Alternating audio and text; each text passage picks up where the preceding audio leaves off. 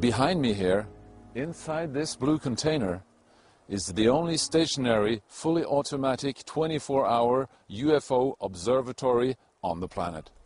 In Norway, the remote mountain valley Hessdalen became world famous after almost continuous observations from the early 80s on. Strange lights moved up and down the mountainsides every night over long periods, just above the treetops. In contrast to many other countries, scientists arrived and established a permanent UFO observatory. The light phenomena here in Hessdalen in Norway started in late 81, with a lot of sightings. At the most it was 20 sightings a week. The local people here started to see the light down in the valley, sometimes close to their houses. And they was wondering, what could this be? And some was a little bit afraid too, because no one could give them any answer. What could it be? Radar and cameras were soon to pick up astonishing pictures of the unexplained light phenomena. This picture is taken with 1/60th of a second exposure. The phenomena behaves very different. Some is moving very slowly, and some lights can move very fast. The fastest speed we have ever measured was 30,000 kilometers an hour. But the local residents claim to have seen more than just lights. I februar-mars. Og så når jeg kom opp av hesteslia da, så var det noe mørkt. Men når jeg kom mest opp på toppen, opp på kjøren der som vi sier, der ble det opplyst rundt meg. Det ble opplyst om dagen. Så kom det nå og for over bil. Det var som en opplyst herrehatt. Gammeldags slik stor herrehatt med brem på det. Som for over bil og fremover. Vi bevitnes på at de har sett det, så er det 68 observasjoner. Og det er nedskrevet, ja. The observatory shoots pictures automatically every minute and puts them on the internet. Many amazing shots have been captured. After an automatic video recording system was put up, 1 year of waiting passed before the Hessdalen phenomenon is caught on camera.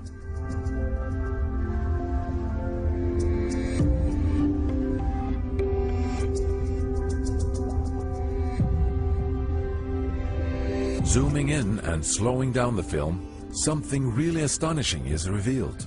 A smaller second light seems to appear from underneath, joining the main light.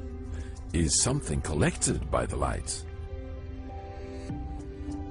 Landings were also reported, and even solid proof was found of Earth samples being taken in the midst of nowhere.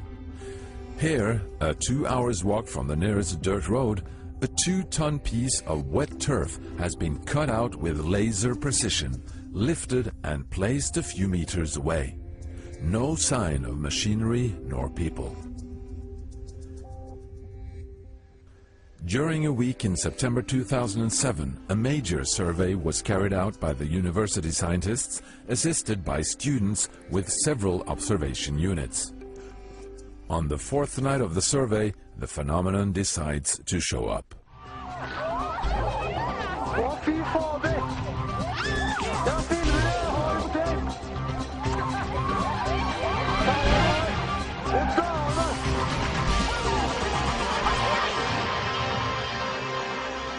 Then we had a big light that started out and moved very quickly north and south and gave us this very, very impressive picture, which possibly is the best picture ever taken of the Hessdalen phenomenon. The exposure time was 30 seconds. So we see that the Hessdalen phenomena moves from, starts up here and moves down and then goes up again here. The distance here, it's approximately maybe from 10 to 15 kilometers, the distance it has covered. And the camera has an optical grating in front of the lens, and this grating makes this optical spectrum here. The one thing that is that surprises us with this spectrum is that it's continuous.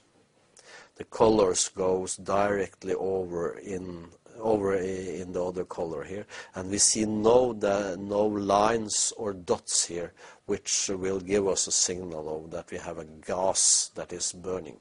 This looks like optical spectrum from a solid object or from plasma with high density.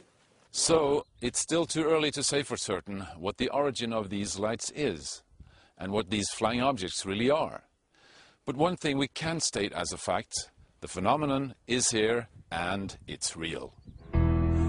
And what about the UPAN sightings in Belgium, the Phoenix lights in Arizona, the UFO at Osaka Airport, Japan, the UFO landing in Voronezh, Russia, the ghost rockets in Sweden, the Col d'Avance sightings in France, the UFOs filmed in Milan, Italy, the UFO fleets over Peru, the Chinese scientists filming UFO at the Purple Mountain Observatory.